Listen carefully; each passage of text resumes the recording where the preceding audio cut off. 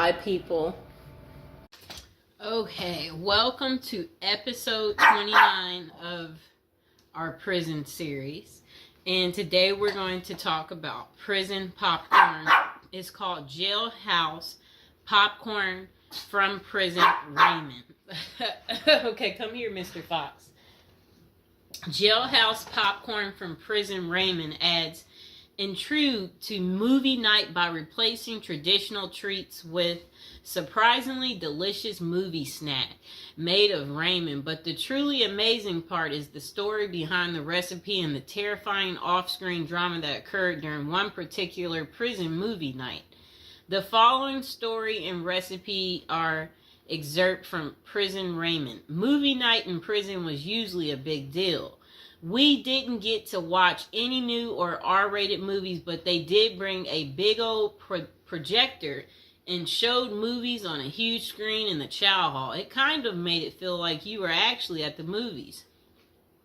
One movie night involved some famous people, but not actors. A vicious hit was carried out by members of the LA gang, the Crips. There was a guy in the prison who was a member of the rival group, the Notorious Bloods. You could tell this was a planned hit by the precise mechanics and the execution. And now would be a good time to like the video, subscribe, and share my video. Don't forget to check out all the other prison series episodes. Episodes 1 through 20, and go ahead and check out our newest and our latest episodes too. Now let's get back to it. The projector was set up and the guys were in a pretty good mood, but just as the lights went out, the movie began. The soundtrack kicked in and got loud. That was the cue. Right next to me, there was a sudden movement, and I saw the guy I knew to be a Crip.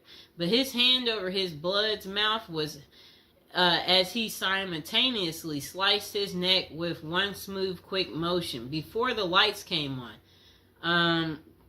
The assassin was out of the chow hall, nowhere to be seen. That night, nothing that happened on the screen matched the drama around us. Jailhouse popcorn. Here's the ingredients. 1 pack of chili flavor Raymond. Note, chili flavor Raymond is best for this recipe. Other flavors just don't do it. So Jailhouse popcorn ingredients. 1 pack of chili Raymond flavor. Note, chili Raymond flavor is the best for this recipe. Other flavors, they just don't do it. Okay, so the instructions. Crush the Raymond in the wrapper. So if you got Raymond noodles, you just bang it up, crush it up. Open the wrapper, one end only, and take out the seasoning packet. Take that out. Sprinkle the seasoning into the crushed Raymond. Close the bag and shake it until the seasoning is distributed. Okay, so this is what you do. The instructions to make Jailhouse popcorn. Instructions. Crush the Raymond in the wrapper. Then open the wrapper on one end only and take out the seasoning pack. Sprinkle the seasoning onto the crushed Raymond. Close the bag and shake it until the seasoning has distributed throughout all of the Raymond. And that pretty much is how you make Jailhouse popcorn. I hope you guys enjoyed the video. Please like, share, and subscribe. Welcome back to our prison series. We are on episode 40, people. We're getting up there. Okay, so what's Christmas Day like in a high security prison? And this is coming from someone that spent 21 years in prison. So they said, of course, Christmas in prison isn't like Christmas out there in the real world. But at the end of the day, it's still Christmas, and the effort is made at some institutions to make inmates feel the holiday cheer. The person said during their 21 years of incarceration at 7 different federal facilities, they witnessed the whole spectrum in regards to what inmates and staff were willing to do during the holiday season. A lot of inmates didn't care. It was just another day on the calendar to them. They were more interested in gangs and drugs and politics and making moves. The same with the staff. Some correctional officers and administrative officials could care less. They were there to do a job, and Christmas didn't come into the equation. But Christmas in prison can be special if the staff and inmates cooperate to make it so. Prison life is bleak and stark. Even the hardcore convicts need a little Christmas spirit. It helps to lighten the mood, let everyone relax, and even put their guard down for a minute. The following is what I experienced at the various institutions I was housed at during Christmas time, and how it differs from the life on the outside. It was never super special, but it helped to break the routine.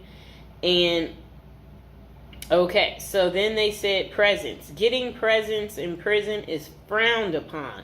You always hear the stories of the XX predators putting candy on the new inmate's bed. And if that new inmate takes the candy, well, you get the picture. Anytime someone gives you something in prison, it immediately makes your radar go up. Like, what is this dude's angle, or what is he after? That means there is no secret Santa or gift exchange in prison. A secret Santa present on your bunk might mean someone is trying to make a move on you in a way that you might not want. If someone did that to me, I would be out on the tier trying to find out who it was so I could beat them up. And now would be a good time to like the video and to subscribe to the channel. Are any of you out there going to be in prison for Christmas? Or know somebody who's in prison for Christmas? Maybe put some money on their books so they could get some candy. Okay, but saying all that, the staff does give out Christmas bags every year, and that is a big event. It's a big bag of candy with Reese's peanut butter cups, Hershey's chocolate bars, honey buns, grandma's cookies, and much more. Yum. Honey buns, grandma's cookies. Okay, so a nice bag of exclusive items that you don't normally get. As soon as the staff gives out the bags and then unlock the doors, it is a pandemonium on the tiers as the block turns into the New York Stock Exchange. And everyone is bartering their items, trading them off and selling their bags. I've seen prisoners trade cigarettes and drugs for Christmas bags. Everything in prison, even Christmas bags, becomes currency. Wow, people. Okay, so relatives. The only time you see your relatives in prison is out on what prisoners call the dance floor, the visiting room. All bureaus of prisons facilities have visited on Christmas and all the other holidays, but the visiting rooms have limited space, and it's not like everyone's relatives are coming to see them. Okay? Only the lucky few in prison get visits on Christmas. For most inmates, the only time they see their relatives at Christmas is when their family members are locked up with them. I had a few visits on Christmas, though. There is usually a tree with presents under it and an inmate photographer so that you can take pictures and document your holiday visit with your family. Deep in the neither world of corruption and violence, the only thing is that if you hit the visiting room at Christmas, then you usually miss the holiday meal. But that's normally cool because on the dance floor, you can get all types of exclusive items out of the vending machines that you don't normally have access to. So it's a double bonus. You see your family and eat good, at least by prison standards. So then this person said, prison life is bleak and stark. Even hardcore convicts need a little Christmas spirit. And then the next person said, dinner. The Christmas meal is big. It's one of the only times of the year where the chow hall actually makes an effort to give you a decent meal. There will be corn, stuffing pie, and big Cornish hen.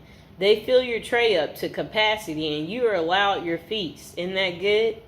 But the big feasting comes afterwards as the kitchen workers smuggle everything that isn't chained down back to the units. Later that night after Christmas meal, you can get pecan pies, ice cream, and more Cornish hens back on the unit. Isn't that really good? That sounds beautiful. Now would be a good time to like the video and to subscribe. Comment below if you like me doing this prison series and you want to continue to hear more. Okay. So games. In the game rooms, the prisoners go hard on sports. The NBA games dominate the television at Christmas. Prisoners watch games all day, shuffling off to the phones during commercials to call their loved ones and feel some holiday love. Guys will be betting, drinking prison-made wine that we call hooch, eating their smuggled pecan pies and dreaming of the new year and the time they will get out to enjoy a Christmas in the real world. The recreation department also hosts events like bingo card, pool, chess, tournaments, and craft activities. They attempt to go the extra mile for the holiday activities and provide a diversion for inmates missing their family and loved ones during Christmas. Okay, so then they say decorations. Wow. It depends on the counselor and case manager from each unit, and sometimes even the warden for the whole compound. But I've been places where the staff will let you decorate the unit and even encourage you to. At the last prison I was at, FCC Forest City in Arkansas, we put up lights, a cardboard Christmas tree, stockings on a cardboard fireplace, and even a cardboard gingerbread house that inmates made for us. Inmates made paper snowflakes and hung them from the ceilings. Put cutout stars, crosses, and Santa Claus on the walls. It was rather festive unit. My bunkie even made a little cardboard Christmas tree that he put on his locker. He painted it and rigged it up a light. At the top, that looked like a star that shined in our cell brightly. Every night for my last Christmas in prison, it wasn't that bad. And now would be a good time to like the video and to subscribe. That is how Christmas is on prison day. Did you guys like hearing about the story time of what Christmas is like in a high security prison? If so, comment below, and I will see you guys next time. Welcome to our prison series. Today we are going to give you an update on P. Diddy and what his Christmas is going to be looking like. This is prison episode number 41. Welcome. If you're new to the channel, don't forget to like the video and don't forget to subscribe. Okay, so Sean Diddy Combs, this will be his first Christmas in jail, and it includes a basketball tournament and a holiday meal. Enough, Mr. Fox. A judge denied Diddy his third attempt at bail following a court hearing, while he awaits a federal XX trafficking trial. Okay, so let's see what else they have to say. So, all right, his holiday meal, that sounds nice. Okay, so the I'll Be Missing You singer is spending his time at the Metropolitan Detention Center in Brooklyn as he awaits his May federal trial for alleged racketeering and XX trafficking. Diddy has been behind bars since September. Combs, he's 55 years old and his fellow inmates have the opportunity to participate in a card game, dominoes, soccer, and a 3-on-3 basketball tournament. A spokesperson for MDC Brooklyn confirmed to Fox News Digital. Okay, so Diddy's Thanksgiving meal options in jail include peanut butter and jelly sandwiches after his bail was denied. Okay, so for the holiday meal on Christmas Day, Diddy's menu will feature baked Cornish hen, macaroni and cheese, cranberry sauce, dinner rolls, and a holiday dessert. Just sounds too good, people. However, the lunch option is subject to change. Aren't we excited for Diddy? He's going to be eating so good, okay? So again, For those of you who do care, you know, if you want to write Diddy, again, he is at the Metropolitan Detention Center in Brooklyn, New York. That is where you would be able to write him if that's what you're interested in doing, and whatever you want to say to Diddy. Again, like the video, subscribe. And this will be his second holiday spent behind bars, as he was in jail for Thanksgiving as well. For breakfast, the menu included fruit, cereal, breakfast pastries, and skim milk. Coffee wasn't listed as an option, though it was available earlier that week. So lunch was served as the Thanksgiving meal for Combs and his fellow inmates, with a turkey roast, mashed potatoes and mixed vegetables, cranberry sauce, turkey gravy, dinner rolls, and butter. Assorted holiday pies were available for dessert, and if an inmate needed a meatless option, they could opt for hot and sour tofu. That was what his Thanksgiving was like. Diddy's getting all the good food, right? Do y'all like what he's getting? Are y'all going to be eating this good? Okay, so dinner was simpler, offering peanut butter and jelly sandwiches, potato chips, whole wheat bread, fruit, and a beverage option. Okay. So Diddy also spent his birthday, November 4th, at the Metropolitan Detention Center this year. Yeah. And for his meals on his big day, breakfast was the same, while lunch had a pasta option and a salad. That does sound kind of good. And dinner provided either chicken or tofu, fried rice. Why is he eating this good, people? Why is Diddy eating so good? We don't want Diddy eating like this. We want Diddy to have like butter bread, and then butter bread next to butter bread. and burnt up hot dogs. We want him to have burnt up hot dogs. That's what he should get. We want him to get stale potato salad, and then spoiled rice, right? Like stuff like that. For the homeless guy I talked to the other day, he hated spinach, so maybe that's what they need to give him. Give him some spinach. I don't like beans, so feed Diddy beans. So he can be on the toilet all day, right, people? And again, now would be a good time to like the video, subscribe to my channel. Okay, so Combs was charged with racketeering, conspiracy, and trafficking by force, fraud, and corrosion, and transportation to engage in prostitution in an indictment unsealed on September 17th. If found guilty, he may face a minimum of 15 years behind bars or a maximum sentence of life in prison. What do you think it's going to be, you guys? So, Sean Diddy Combs pleaded not guilty in September, and a judge set his trial date for May 5th. So mark the calendars, y'all, for May 5th so you can see what's going on with Diddy. You know, is he guilty? Is he not guilty? We're going to have to wait and see. So authorities say Combs ran a criminal enterprise through his businesses, including Bad Boy Entertainment, Combs Enterprises, and Combs Global, among others. He used firearms, threats of violence, verbal and emotional, physical, and lots of other abuse to fulfill his sexual desires, according to the unsealed indictment previously obtained by Fox News Digital. The disgraced music mogul has fought to be released from jail pending trial 3 times, and his most recent attempt, denied, was on November 27th.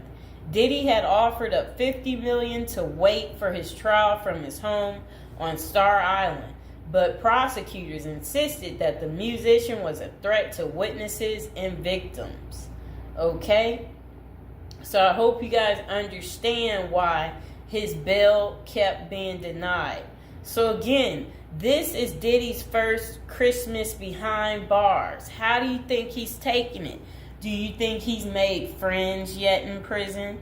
Do you think he's concerned about our friend Jay-Z, or do you think he doesn't care? Or do you think he's going to speak about something, letting us know what's really going on? So, I will see you guys next time. Please like, share, and subscribe. Welcome back to our prison series. Okay, so this is to the assassin out there, the guy that got the healthcare worker. How does a girl get in contact with you? Because you know you got many admirers right now because of how handsome you are. And so this is the guy. I'm getting off track. Welcome back to prison episode number 35. Again, we're talking about a criminal today, a sexy criminal. Okay, do you see this guy right here? All right, I would much rather be going out on a date with him than this guy right here. Okay? Yes, that guy right there, he's not as handsome. The guy that assassinated him is so much more handsome. And it would be like if someone is like, if he's asking you, if you happen to bump into the guy that assassinated, you know, the CEO on the street, and he asks you out on a date, or he's like, hey, could I hide at your place? You know what? He's so handsome that you would just be like, okay, you know. So what do we really like about this guy? Look, he's young too. He's young. This guy, he's old and he's deceased, okay? One's alive. That's what we like about that guy. And one's not, okay? And, you know, the deceased stink, if we can be real about this situation. Yes, so one is handsome and one is not handsome.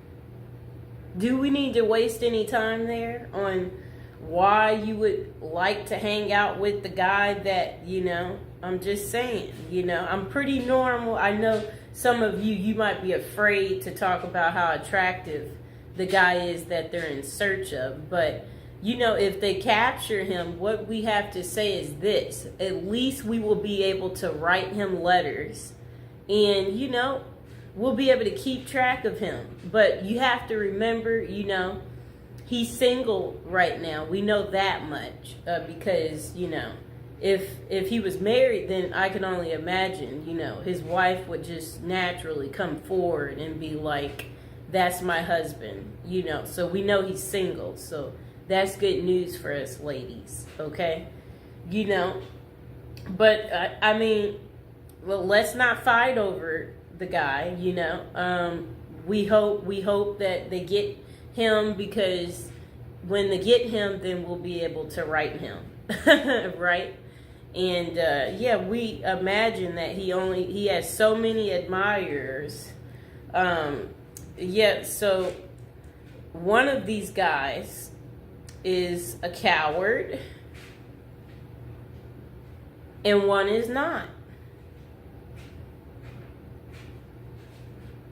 You know, that's pretty much all I have to say about that. Now would be a good time to like the video, to subscribe. Is there anybody else out there who's just secretly admiring this guy right here, and you too want to get in contact with him, and you're just thinking, where are you? We want to see you. You know what I'm saying? So, or is it just me? Am I tripping? Am I the only one who finds him to be handsome? You know? I mean, if you're out there, dude, and you're watching, you know, a lot of people like you, okay? If you didn't know. So please like, share, and subscribe. Welcome back to our prison series. This is episode 45, and today we're going to talk about Rikers Island. So this is one of the most notorious prisons, and it's located in the East River between Queens and the Bronx in New York City. And also it's where Luigi Mansion is going to be going. Okay, so it's named after Abraham Riken, who bought the island in 1664. The land was eventually acquired by the city in 1884, and a jail was established in the 1930s. The complex covers about 413 acres, and it's at its peak housed around 10,000 inmates, making it one of the world's largest correctional institutions. A diverse inmate population is held inside Rikers, and most prisoners are there temporarily awaiting trial, serving short sentences, or awaiting transfers to other facilities. Rikers Island is notorious for its harsh conditions, including violence between inmates and involving guards. Reports of abuse, neglect, and corruption among staff have been frequent. The treatment of inmates with mental health issues has been a particular concern, with critics arguing that the facility is ill-equipped to handle such cases appropriately. Likewise, the treatment of juvenile inmates is a subject of controversy. There have been calls for more appropriate handling in the facilities for young offenders. Numerous lawsuits and human rights investigations have targeted the conditions at Rikers Island, often focusing on issues like solitary confinement, the use of force by guards, and the prolonged detention of inmates awaiting trial. Now would be a good time to like the video, to subscribe. And are you guys enjoying the prison series? Do you like hearing about all the different prisons, learning with me together?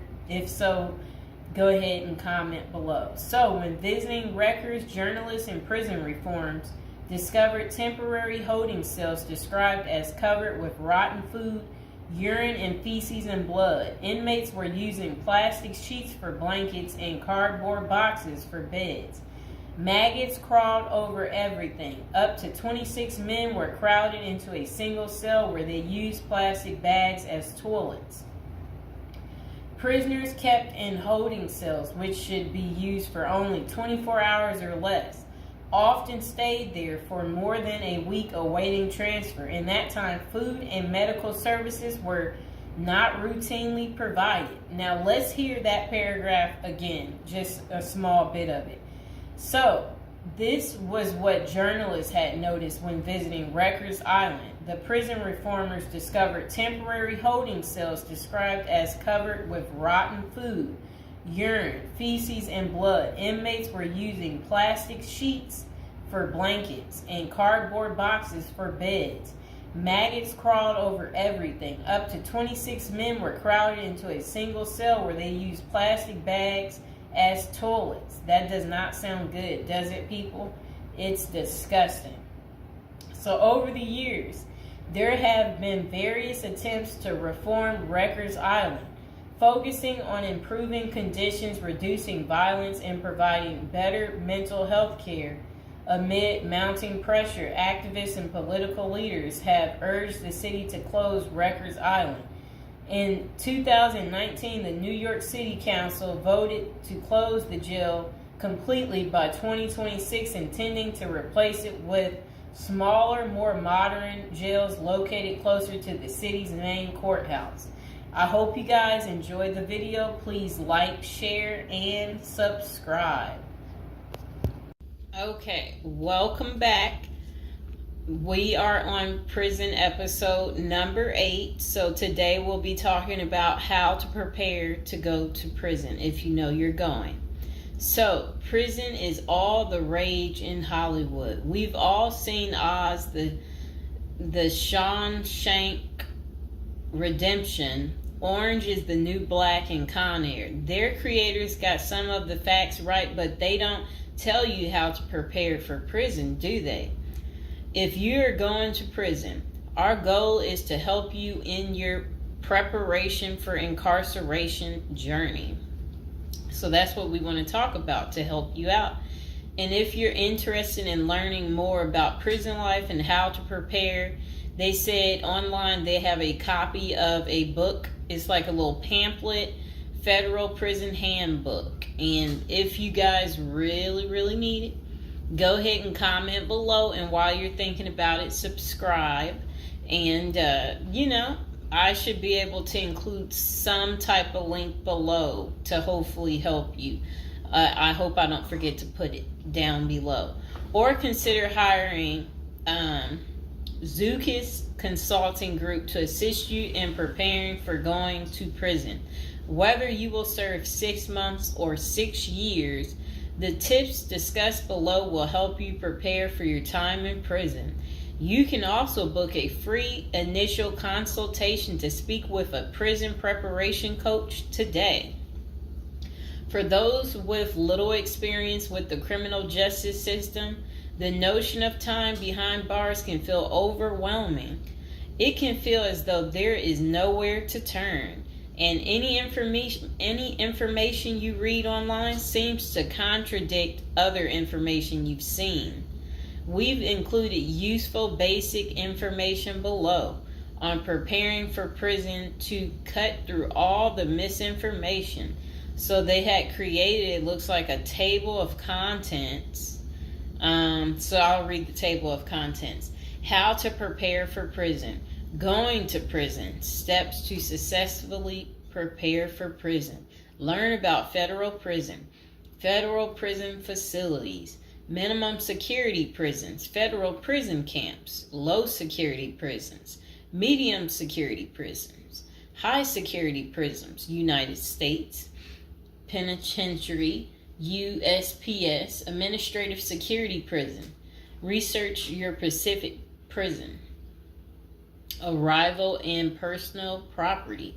Money in prison. Communication in prison. Get in good physical shape. Get your affairs in order. Preparing your family for incarceration. Appointing a power of attorney. Designating your point of contact. Resolving your medical and dental issues, creating a list of contact details, authoritative information about going to prison, life in federal prison, stay out of prison politics, keep yourself busy, find purpose, stay clean, avoid discussing your charges, learn the rules, be polite and respectful. Have a good attitude. Don't struggle with how to prepare for going to prison. We're here to help. If only Diddy had this. Okay, so now let's get into how to prepare for prison. It's essential to prepare in advance if you have been convicted or pleaded guilty to a criminal offense and are waiting for sentencing. According to the United States Sentencing Commission, the average federal prison sentence imposed is approximately 147 months. That's a lot. Less than 20% of offenders serve a prison term below 5 years. This means no matter the nature of your offense, your confinement to federal prison will likely disrupt your normal life for a minimum of a couple of years. Essentially, adequate prison preparation eases the transition to your new life behind bars. It might not take away the hard realities that follow losing your freedom, but knowing what to expect and how to navigate your life inside the prison can be the difference between a smooth transition and a turbulent offset. Losing your freedom is hard enough, especially for your emotional and psychological well-being. Thus, managing any preventable hardships or mishaps can go a long way in promoting your mental health while serving your sentence. At Zeus Consulting Group, we help potential federal prisoners prepare for their incarceration by equipping them with information to navigate their life behind bars. Our criminal justice system largely fails to reform convicts. Hence, if you are keen on going through your sentence as smoothly and as quickly as possible and transitioning back to an active life afterward, we are here to assist you. If you get in touch with us immediately after your conviction, our team can offer expert coaching on making a favorable impression at sentencing to secure a more lenient judgment. In addition, we coach our clients on how to live a meaningful life during confinement by cultivating their abilities, keeping them out of trouble, and developing an excellent record. These are essential factors that can enhance your overall life in prison and improve your chances of serving a shorter sentence. Okay, now let's get to the part talking about going to prison, steps to successfully prepare for prison. At the Zuski's Consulting Group, they walk through the various steps you need to take adequately to prepare for a smoother transition in your life in prison. Generally, criminal conviction comes with potentially life-changing consequences, and the period before incarceration is the hardest for most people and their families. We understand you may be stressed and anxious about what lies ahead. For this reason, we are committed to providing you with essential coaching that you can implement immediately to get you ready for custody. Let us take a look at some of these preparing for incarceration tips. Learn about federal prison. Depending on the nature of your offense, the court might order you to self-surrender, or you may go into the custody of the U.S. Marshal Service. Whichever way, you need to arm yourself with knowledge on what to expect in the federal prison you report to. This means reading quality prison preparation books and speaking with a knowledgeable advisor who has ideally done substantial prison time in the system where you will be incarcerated and at the same security level. So if you know someone who has served as much time for you as the same charge that you have, that's the mentor you should be talking to and linking up with to learn more about what prison life might be like. Okay, so it says the Federal Prison Handbook, the definitive guide to surviving the Federal Bureau of Prison, is the best book for this. We tell it like it is and do not offer false promises to scare you into opening up your checkbooks. Take this step seriously. You must build an informational foundation to make good decisions in prison. Federal prison facilities. There are over 100 federal prisons across the nation, and they operate at 5 different security levels: minimum, low, medium, high, and administrative. The security levels are determined by features such as security barriers, presence of external patrols, detection devices, guard towers, type of inmate housing, cell or dormitory, staff to inmate ratio, internal security measures. Below is a rundown of the features of each of the security levels. Okay, so it says minimum security prisons, federal prison camps. Dormitory housing, low staff to inmate ratio, limited or no perimeter fencing, work and program oriented. Prisoners with less than 10 years remaining plus minimum violence history. Okay, so that was for minimum security prisons, which is federal prison camps. Okay, so low security prisons mostly is dormitory or cubicle housing, higher staff to inmate ratio compared to minimum security prisons, double fenced perimeter, strong work and program offerings. Prisoners with less than 20 years is what low security consists of. Medium security prisons, mostly cell type housing, higher staff to inmate ratio compared to low security facilities, strengthened perimeters, wide variety of work programs, greater internal controls, all types of prisoners but with less than 30 years remaining on their sentencing. So the minimum is for, again, people who didn't commit the worst of the worst. And then low security, same thing, less than 20 years. Well, they're not the same thing, but And then medium means like you're going to be there a while, but you'll be there less than 30 years. Okay. High security. Oh, okay. is United States Penitentiary, USPS, single and multiple occupant cell housing. Highest staff to inmate ratio, highly secured perimeters, close control of inmate movement, all types of prisoners, but sex offenders and informants are highly likely to be victimized. Administrative security prisons.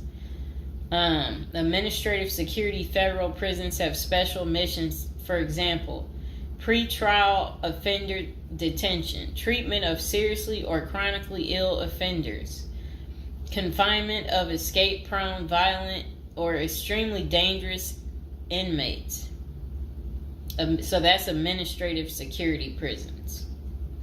So, all right. Okay, so administrative facilities include federal medical centers, federal detention centers, the federal transfer centers, and others. Please see our Administrative Security Federal Prisons page for more information about these institutions. Operations and privileges such as leisure time vary widely at each security level. At the Zuski's Consulting Group, we can help you understand the implications of being held in any prison, regardless of the security level. But generally, through the Federal Bureau of Prisons, BOP, ultimately decides where to confine you. Your attorney may request your designation to a facility that best fits your needs. Okay, just a moment.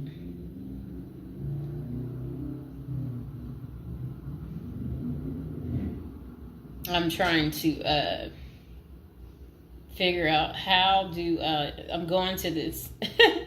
Let's see.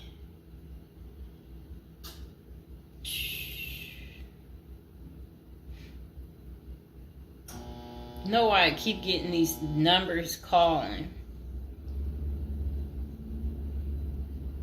Okay, back to where we were.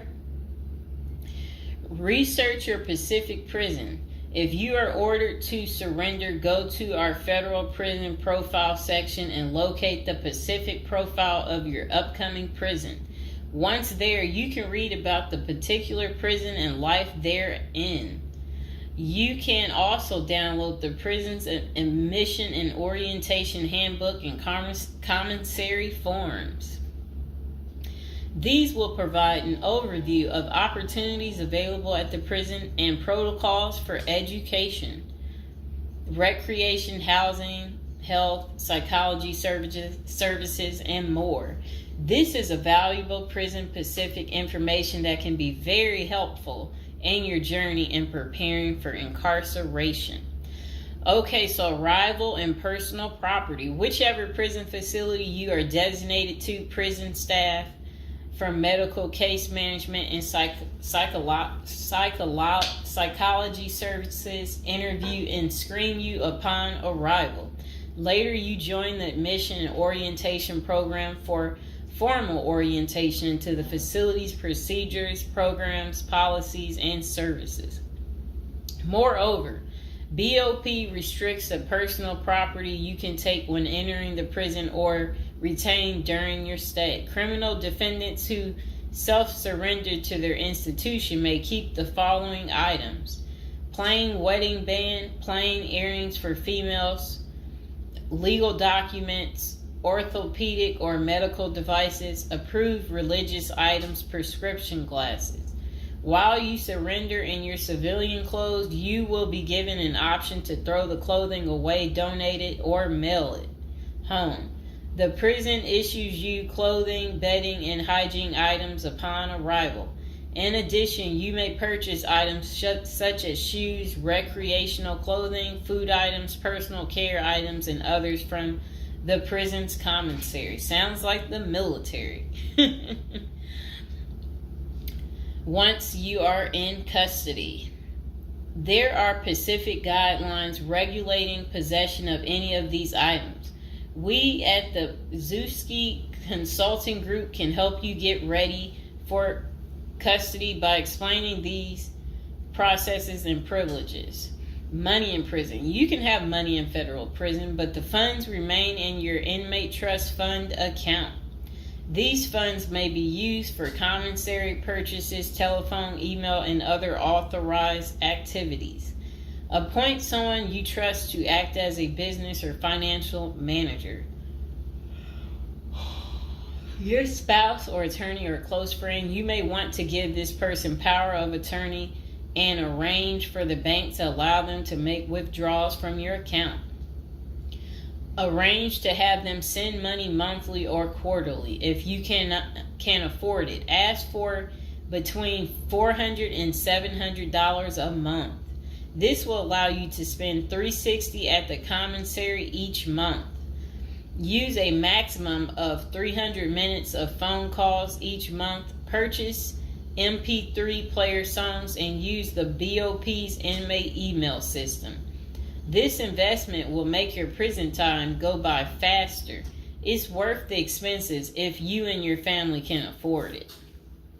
So again, ask your family to send you about $400 to $700 a month, because the commissary, they allow you to spend $360 a month, and then they're just saying that use a maximum of 300 minutes, of phone calls each month, and then you should be able to use the inmate email system too.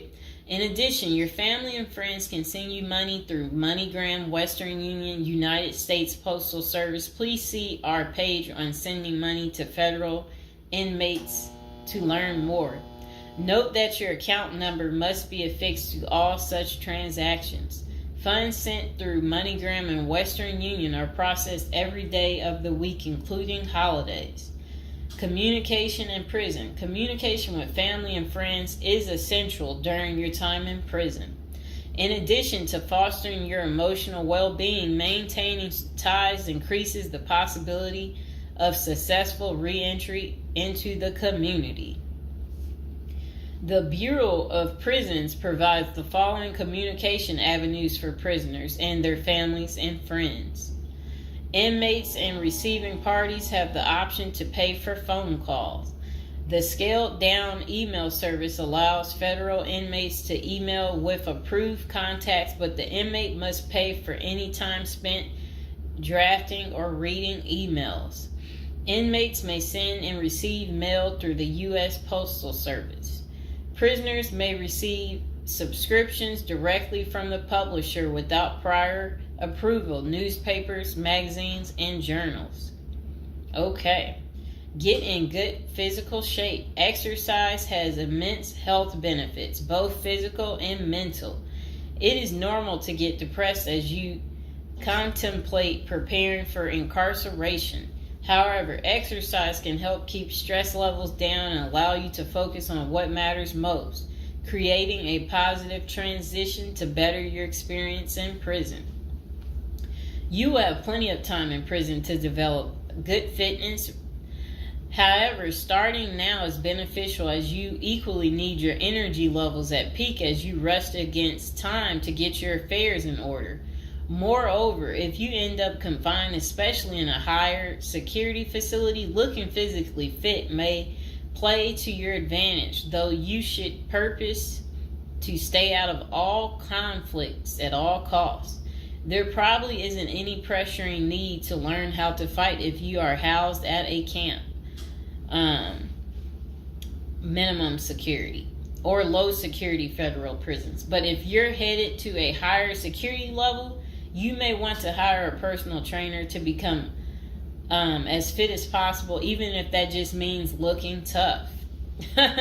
So if you're at a higher security level, you might encounter more threats. That's what they want you to know. While we don't advocate employing violence, conflict avoidance is almost always the best answer in prison.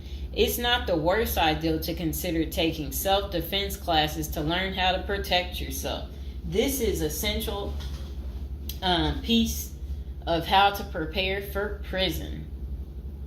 Violence in prison is genuine concern, and people do get hurt. A fight is never a good idea, but you need to prepare in the event of everything going wrong and escalating into conflict. Get your affairs in order. Going to prison is the last thought on anyone's mind. Even when your case goes to trial, you always hope there's a chance of fighting the allegations and winning the case or earning a lenient sentence. That does not involve imprisonment. It is understandable if you are still in denial and hoping the case might turn out favorably. However, denial only works against you, as it may hinder you from taking advantage of the short time you have to get your affairs in order. Before losing your freedom, even if there is a slight chance of getting a lenient sentence, preparing for prison is essential if things don't go as expected. Some of the matters you need to take care of include preparing your family for incarceration. Your family will be devastated by the idea of you being locked up and the potential dangers it might subject you to. It may take a while before they come to terms with the likelihood of living without you.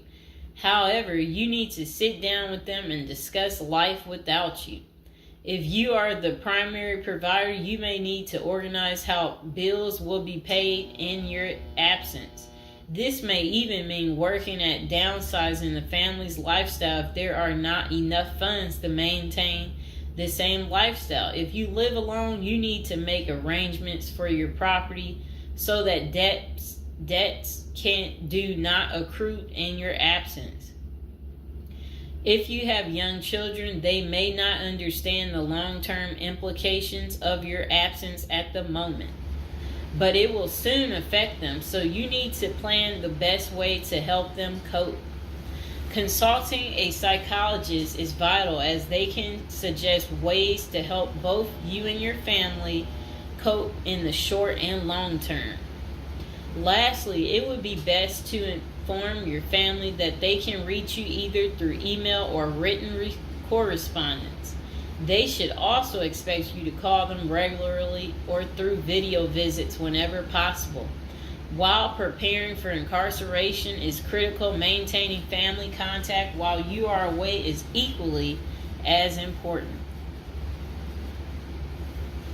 Okay, next is about appointing a power of attorney.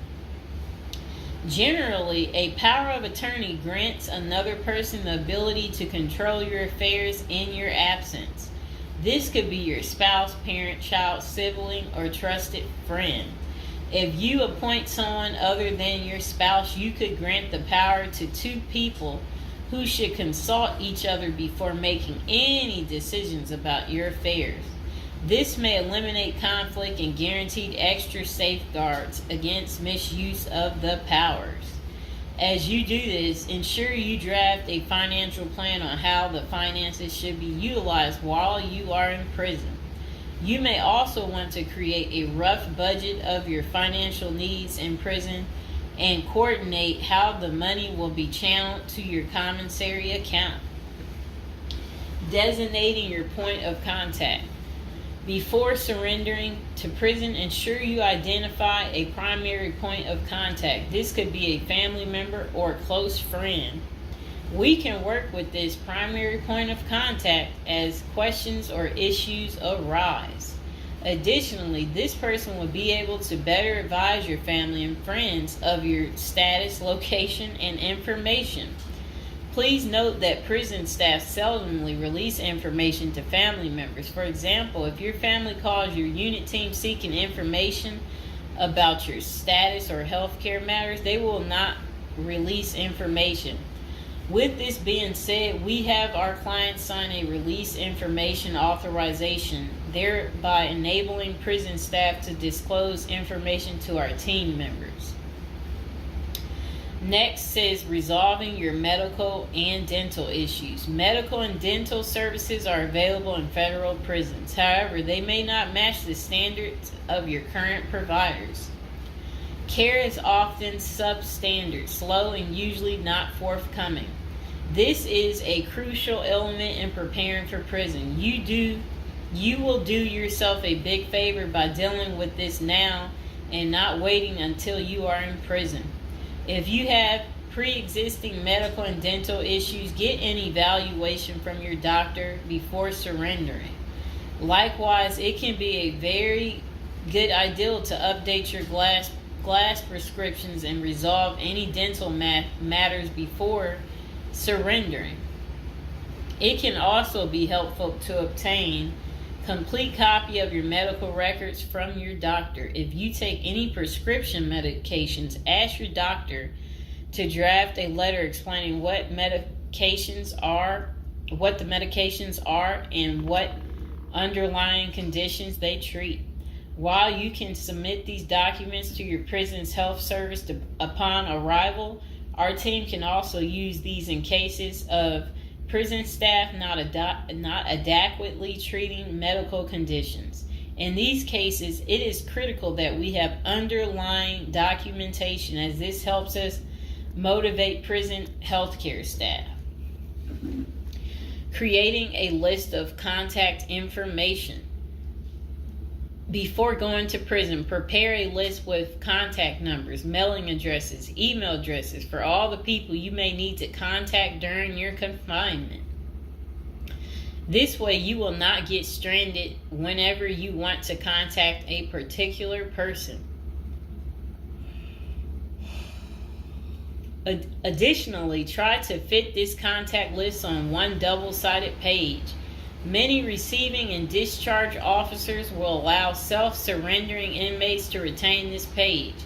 If not, we also recommend our clients provide us with a copy of their contact list.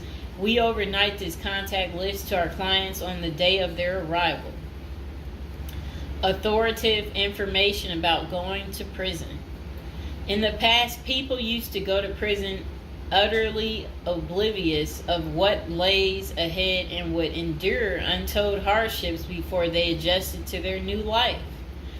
This is not the case today. There are dozens of books, guides, and other programs that help defendants prepare for their life behind bars. While we cannot attest to other firms, books, or products, our team regularly assists clients preparing for prison. Here are a few of our book offerings: Prison Education Guide, Federal Prison Handbook, Directory of Federal Prisons. While waiting for your sentencing or self-surrender date, ensure you gather as much information as possible to enlighten yourself. Most prison preparation resources are written or produced by ex-convicts who have served long sentences in federal prisons, or experts who have worked closely with the inmates and are familiar with the criminal justice system. Researching widely and reading available credit resources can be an eye-opener, enabling you to adjust to your new life quicker. Aside from reading prison preparation books and guides, you may also seek out prison consultants to answer your questions and provide insights on the ins and outs of prison. For instance, at Zeus Consulting Group, we help criminal defendants develop strategies to prepare for prison and successfully reintegrate into society. Our objective is to help you develop an informational foundation to make good decisions once in custody. Life in federal prison. Before commencing your federal prison sentence, you need to know how to prepare for federal prison with a survival guide and tricks. Assuming you have gathered as much information as possible about what your life in prison will be like, here are some tips to enhance your experience. Stay out of prison politics. You do not have the liberty to choose your neighbors in prison. You meet people from different backgrounds, some possessing extreme opposite personalities, ideologies, and outlooks on life. Despite the sharp differences, you may have to share the same facility for years. In ideal circumstances, people should embrace diversity, but not so in prison. Conflict of interest and prison politics are the order of the day. However, it helps by maintaining a low profile throughout your stay. Otherwise, if you indulge in politics and things turn ugly, it may compromise your chances of coming out unscathed. Keep yourself busy. Federal prisons require medically able inmates to work. As soon as you arrive, ensure you find a job that you will enjoy. If you don't obtain a job on your own, prison officials will assign you a work detail. We advise our clients against this approach since it often means working long hours in the kitchen. Some examples of the positions you may want to consider include plumber, inmate orderly, food service, warehouse, groundskeeper, painters, while some of these prison jobs require long hours. Others are no-show jobs where you sign your name on a sheet and leave. While federal prisoners are paid for their work, wages tend to be meager. For example, federal prisoners typically earn 12 cents and 40 cents per hour. These funds are deposited into your commissary account, which you use to buy personal items. I'll repeat that again. Oh, sit down, Mr. Fox. Sit down. Sit down, baby. Prisoners typically earn 12 cents and 14 cents per hour. Okay. Okay, that's crazy. So when in prison, find purpose. A period of incarceration equals a lot of available time on your hands, which can be positive or negative. It's your choice. Many positive activities in prison can help you find purpose in life, even help you improve your circumstances upon arriving. College correspondence courses, writing, exercising, and teaching in the prisoner's education department are just some examples of many activities you can become involved in, which will give you purpose. This purpose will help carry you through your sentencing. Okay. Pursuing a purpose during your time in prison can make your stay more meaningful and manageable. For example, you can learn a new trade, write a book, discover philosophy, find spirituality, or purchase other professions. Likewise, we help many of our clients further their education behind bars. Whether you are interested in college or career-based studies, our team can help. Okay. In addition to keeping yourself busy and avoiding falling into a depressive state, finding purpose behind bars may equip you with relevant skills for successful re-entry into the community upon your release. This is critical. If you work, you are prepared for a period of incarceration.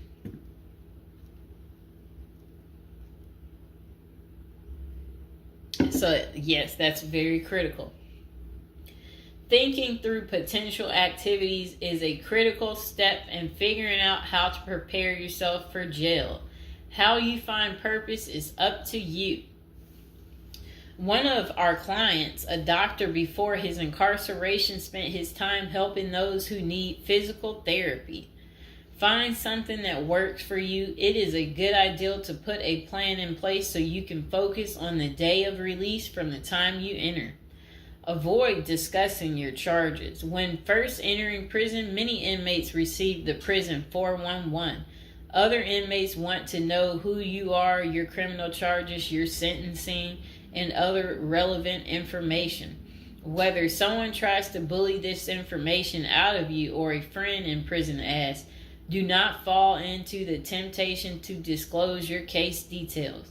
Many things can go wrong if you do so. For instance, a fellow prisoner could make a deal to serve less time in exchange for the information, especially if the details are incriminating.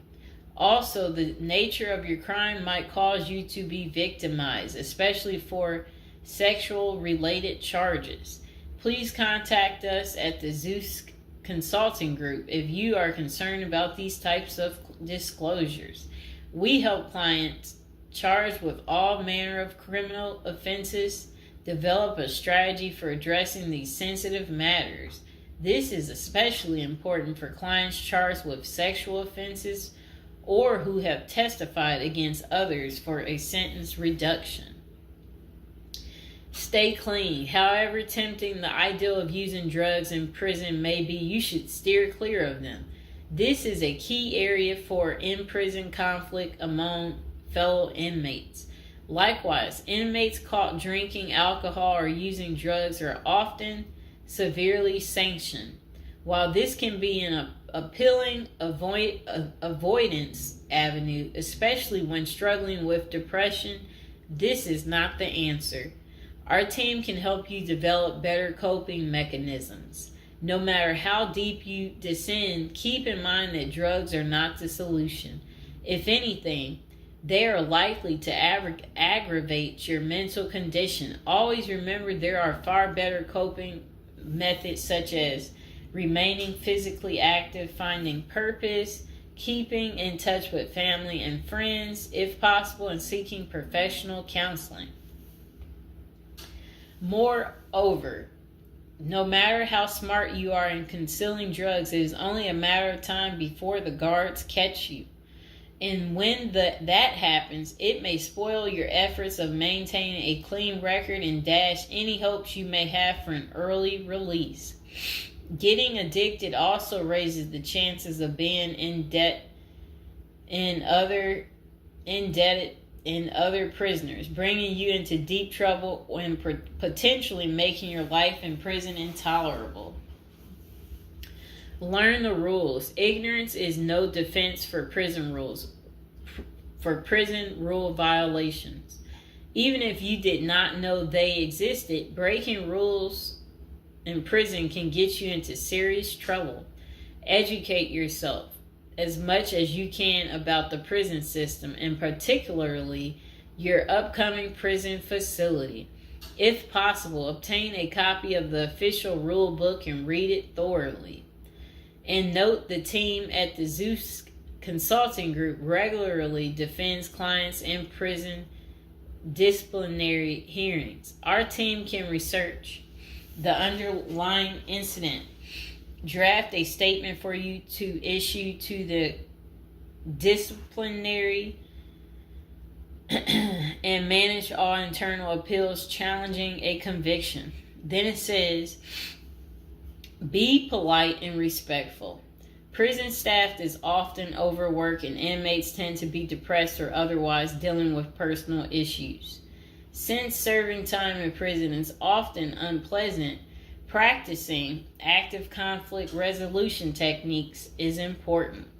Tempers are likely to flare quickly, and you do not want to step on anyone's toes. As a general rule, being polite and respectful is the best way to survive in prison, while reducing headaches and other interpersonal conflicts. Even when a staff member is unreasonably demanding, avoid engaging in actions that might make them feel challenged. Being polite and respectful can go a long way to making your time more manageable.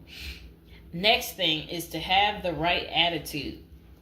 The moment you enter prison, your life takes a turn. You might lose friends, family outside of prison. Even those you did not expect to abandon you may just do that.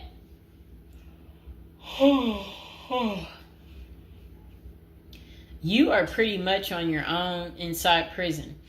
Other inmates may try to take advantage of you. Going to the guards for help is often a bad idea, and that can have serious repercussions.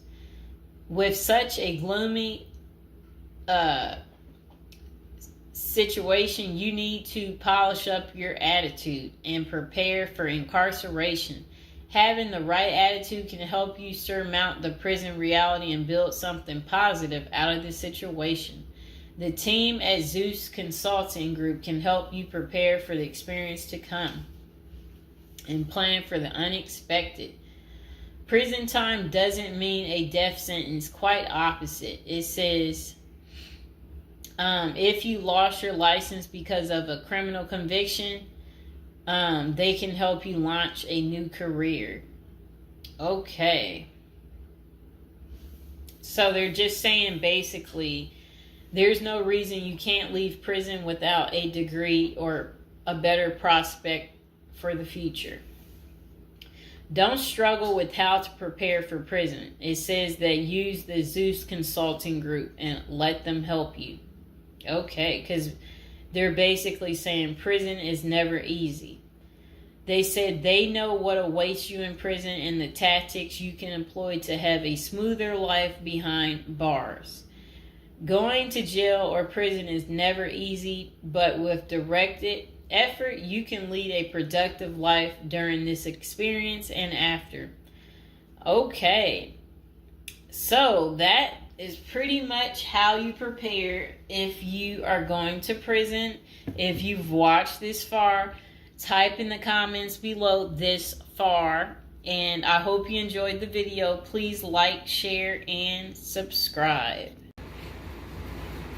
Welcome to episode 2, back on our Prison is a Retirement Plan for Seniors. And today we're going to be talking about people using prison as a retirement plan in Japan, of all places. Okay, let's get to it. So they said seniors in Japan are having to steal just to cover basic expenses, but it's all part of their plan. You see, the sentence for their crime sends them to a place where they find a sense of community, receive free room and board, and have a caregiver 24/7. It's good to watch other countries who are older or more in depth to see what will happen to us. Well, 27.3% of Japan's citizens are 65 or older, practically twice that in the U.S., and these seniors are breaking into prison just to survive. Will Americans retirees be forced to do the same? Not if they start planning now with a financial professional. Here's a look at Japan's rampant retiree crime spree. So they said an article in Straits Times is titled "Rising in Old Jailbirds Turn Japan Prisons into Retirement Villages." It points out that a record 47,632 people in Japan aged 65 or over were arrested in 2015. Over 70% were caught for petty crimes such as shoplifting. When retirees have to steal just to survive, it's clear that their plan didn't include saving enough money to cover basic living expenses. What's worse is that Japan's elderly inmates are rehabilitated, kicked back into society, and stuck in the same boat they were before. They haven't gotten any younger, and they still don't have enough income. So do they get a job and start saving for their slow-go years? No, they steal a bunch of bananas for breakfast and get thrown right back into the slammer. About 70% of all current inmates aged 65 or older are repeat offenders. Why do these seniors live this type of retirement? Well, besides the fact that they did not plan successfully, their retirement strategy didn't include any plan for long-term care either. But prisons did. A roof over their head, 3 meals a day, no utility bills, and free unlimited health care are all provided. A research firm coined Japanese prisons state-sponsored retirement villages, and one of prisons' demographics includes a 50.6 age average, with the oldest being 88 years old. That same prison was recently refurbished to accommodate their demographic, including 500 private well-lit cells, each with its own desk, chair, and well-lit cells, each with its... Oh, okay.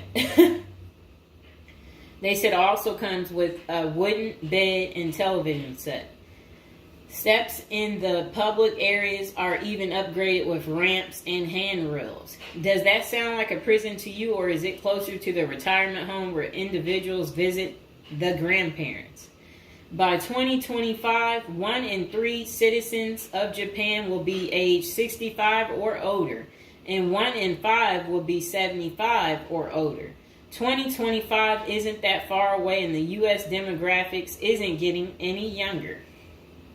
Medicaid and Medicare are drastically underfunded and facing problems similar to Social Security still. Prison is better than no plan, and a ward of the state doesn't have to live on the street and steal bread.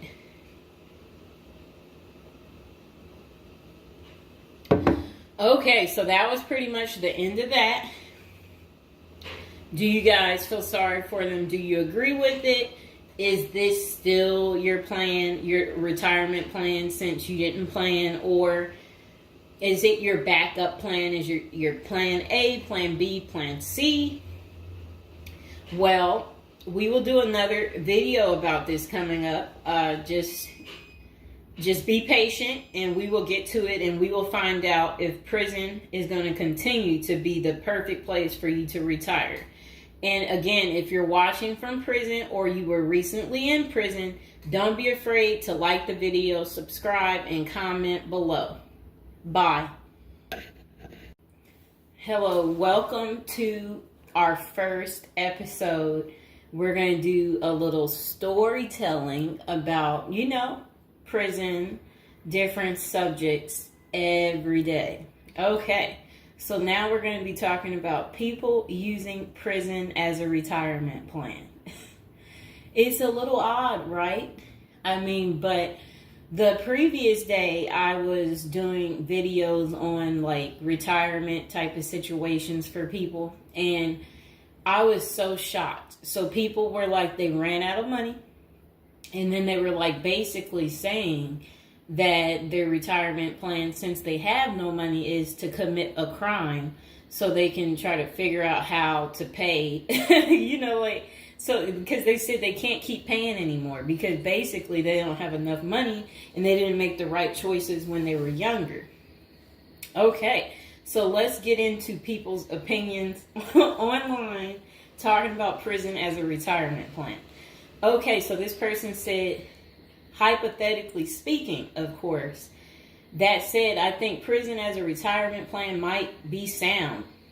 3 square meals, climate control, a bed and medical care, a decent library, assuming hardened criminals don't mess with the old guy, and relatively quiet time to read or write. Interesting. I think you could shop prison systems like you would a retirement home and commit the crime in the appropriate manner. Then this person said, help me understand how prison would be worse than a retirement home or sitting in front of a TV.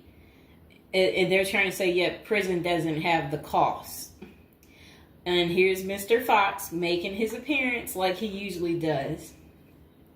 You no longer have to pay taxes or have any costs associated with retirement. You can be completely reckless and not save up money to support yourself in old age, and you can enjoy life now. If you are lucky, you can work in the hobby shop all day making license plates. You can be terrible at that and still get food. You don't have to listen to an old lady nag every day before you argue that you won't be able to visit your kids. How many old people wait hopelessly for visits that never come? Card games in the yard, puzzles, crafts. You might even be able to paint or play music. I bet you could even find a personal trainer to keep your fitness up. There is always the outside chance you can get away with the crime and extend your reckless spending until you finally get caught. This could be the Gen X answer to the Social Security crash. Oh, I like what they're saying because, they try to say Social Security will be gone for us once we reach a certain age, and I believe them. Because plus, we constantly hear about them talking about they're going to get rid of Social Security. So, might be true. So we got to plan ahead, right, you guys? So maybe I should take up tattoo artists as a hobby to prepare so I can get some extra smokes and a serving of Jell-O. Now, what crime do you commit and at what age? Embezzlement seems a solid choice, but I think you might need a life sentence to make this work. And then it says that it would be messed up to get kicked out of prison. Seriously, not serious. I don't think people get kicked out of prison. I think they get, if they have good behavior, I think they can possibly get out. Okay, so it says, maybe a Fed club, laughing out loud. And another person said they liked that post. They said, that's a nice thought. Then the other person said, what do you mean? That would be a problem for me because it's a lack of freedom and privacy. And the next person said, crazy but interesting concept. I have heard of the homeless committing crimes just to get off the street. And the courts read right through it and cut them loose. Interesting.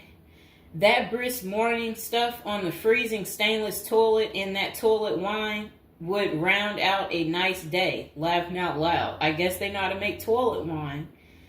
I think I would rather be in prison than homeless. If things were really bad, go on a robbery spree and hide the money for when you get out. Ha ha ha ha ha. And if you were to ask me, which would you rather do? Oh, that's terrible. Be homeless on the street or be in prison. Prison wins hands down on this one. The guaranteed bed and the guaranteed meal, the library, the friends when you get your free time. I'm just saying. I don't think the cold streets are for everyone. Okay, so this person said, I'm guessing these are also an issue in a retirement home, except you still pay taxes and rent. I have to guess, but gawking, the old guy is not going to be high on the list of pastimes for convicts. Spider is so, wow, I don't think we want to say that. Okay, so this person is talking about people being taken advantage of in prison. So we will skip that part because the way they wrote it was inappropriate. So the next person, they showed a big guy and said, don't be wasting no soap, pick it up. So these are the kind of people that you will encounter. Okay, I guess he's the booty bandit. All right. To expand upon this, I would fly to Sweden and then do something at the bank I saw. You know what they was talking about. I saw a documentary on the Swedish prison system. It looked nicer than many retirement homes, laughing out loud. Then this person said, is this like a shining moment like Johnny in the Mountains, laughing out loud? This person said, I'd retire to a dirt cheap third world location before intentionally going to prison. This person said, I was just thinking that maybe I could piece together a few of my old friends and we could have a crew. Then we all go in together. Book club, card games, and coffee every morning. The crime is going to have to be digital because I'm not thinking in my old age I will be agile enough to carry a lot of loot. And then this person said, isn't that tax evasion, white collar crimes, and a pot grower? Heard they have a sweat lodge and tennis courts. I don't know where they have that. Okay, so we had another person talk about how much they love women. So yeah, they said they don't intend on going. Okay, just a moment. I'm gonna get my water.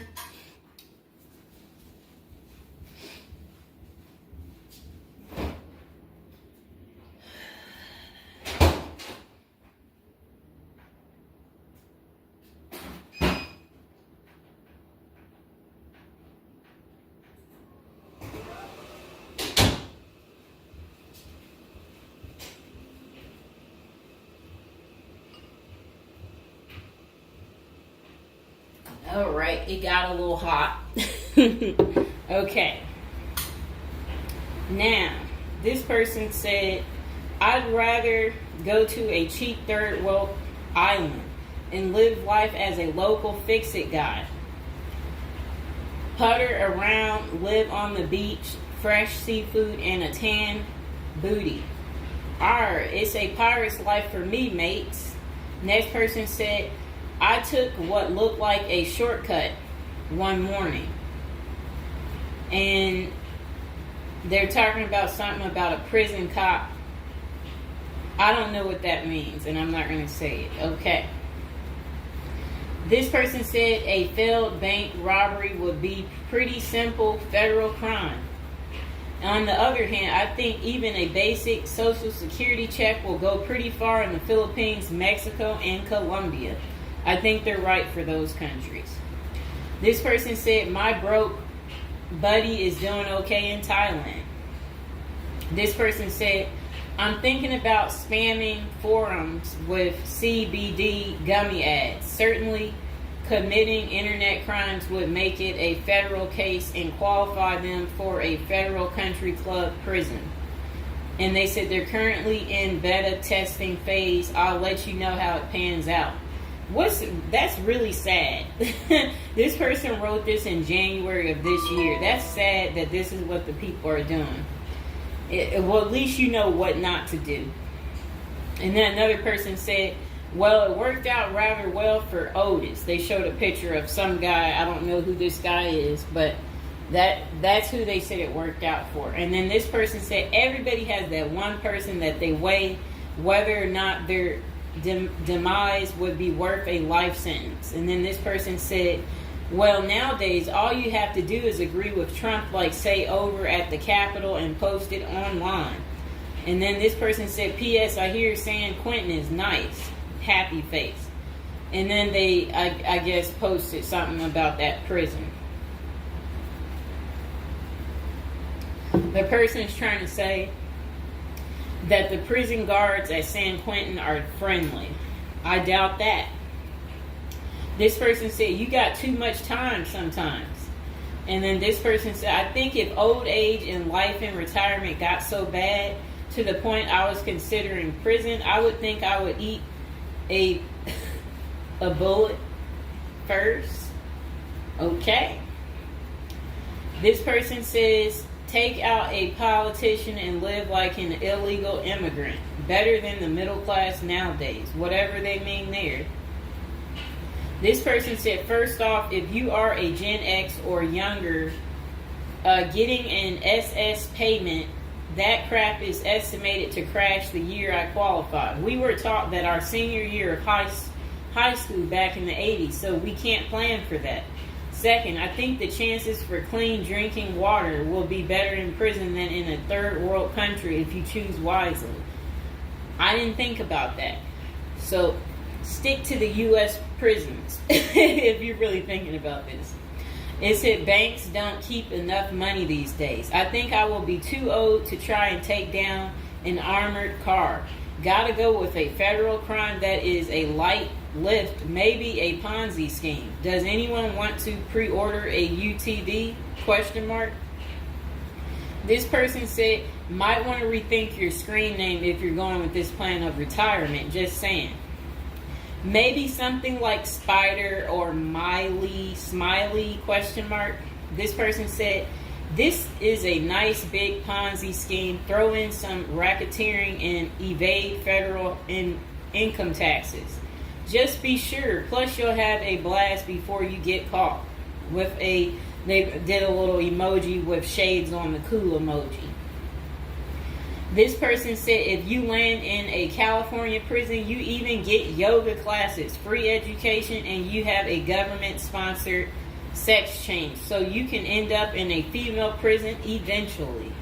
Rob, we won't say what they said there. Oh, wow. That's really sad what they put. You already know what they said if I stopped right there. Okay, hold on.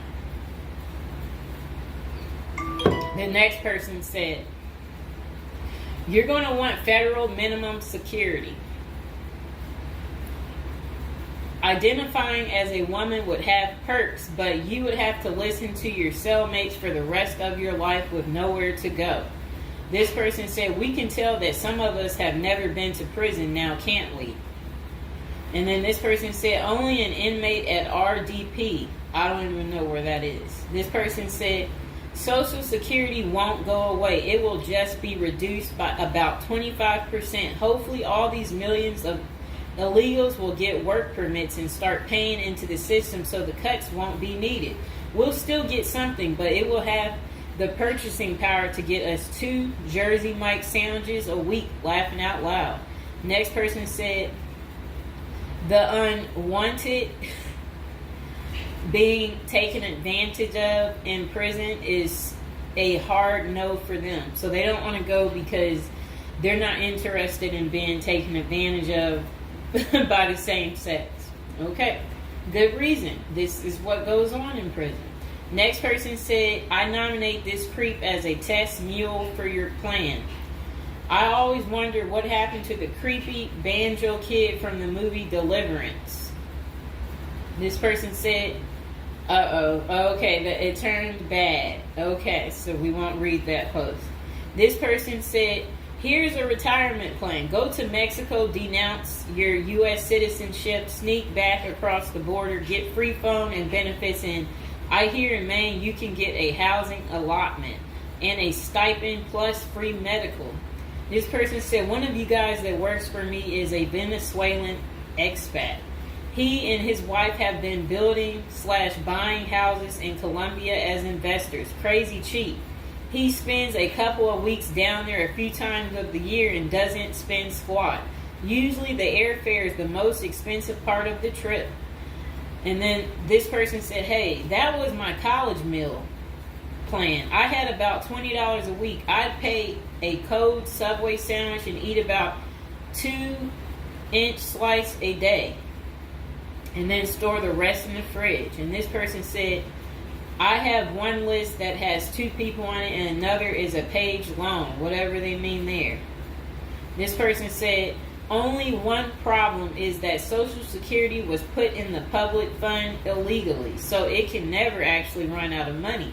Of course, no politician wants you to know that. Our good buddy LBJ is who you can blame. Next person said, sounds like someone has a secret desire to get their crap pushed in. Just come on, completely out of the closet, bro. This person said, I worked in that prison. Numerous others as well. There are no tennis courts. Myself and crew were with general population. Inmates actually were on my crew as well. The good behavior guys. The stuff you don't hear about is massive. Daily crap goes down. We got locked in a security armory for hours as a riot/fight started. Literally locked us in for safety. Going through Sallyport down the halls with cells on each side. The more the blood stains from fights, it's not Hollywood. The most scary individuals are actually the guards. A few can be normal or 2 civilians working inside. Most don't separate good and bad humans very well, at least not behind the walls. I made a promise to my family and self I would never do a prison project again. It messed with our heads. You go in at 7 and literally can't leave until 3. No cell, no camera, no eye contact, no talking to inmates. They constantly try to talk to you relentlessly. I saw things in there that I will never leave my mind. I did meet an old lifer. I was taken to the guards' cafeteria for lunch. The cook had been in that same kitchen for 30 years. He was a pretty friendly old guy. He knew he had it good, but hadn't been out of the walls for over 40 years. I have many, many stories, but I don't tell many, especially on social media. Really, it's not worth the risk of telling. The women prison in downtown San Diego is really crazy scary. Many don't know right in the downtown is a maximum prison operated by one of the big business operations. Okay. Series not seriously a good topic. Okay. And we have one more person telling us something. Years ago, I was at my buddy's house. His older brother had just got out of prison. I didn't even know he had an older brother and no clue what he was in for. I remember he couldn't settle down at all, just hanging around in the garage. He couldn't stand still. And it was almost like he was looking to get in trouble. One Friday after work, I swung by to see what was up. The boys were hanging out in the garage, drinking beers. Steve was getting all irritated about something again. Basically nothing. And then out of nowhere, he blurts out, I ain't afraid to go back. I'm just a punk in a bunk. That's really funny. I got out of there. Too much of a scene. Okay. This person said they still think prison's a retirement plan. This person said, yeah, big perks. You'll also get, as Jim Jeffrey says, and yeah, so, all right, so that's the end. I couldn't say what this person said because it was very inappropriate. So that's the end of episode 1 for prison as a retirement plan. And hopefully, you guys think this through. If this is something you're really interested in for real, you will want to continue with the series of, me talking more about prison, so we can get you ready and prepared if that's really what you're into. If any of you out there are watching from prison, we would love for you to like the video, subscribe, comment below, let us know, your prison stories, if you used to be in prison or if you want to go back. We want to know that too. So go ahead, don't be shy, comment below, and I hope you guys enjoyed the video.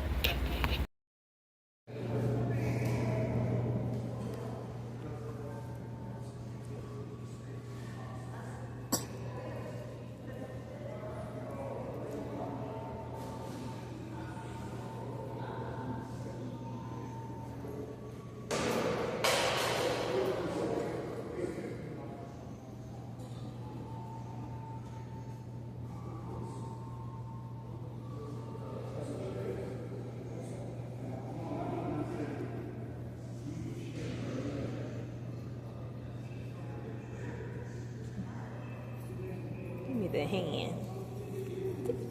Baby, give me your hand. Give me your hand. Give me your hand.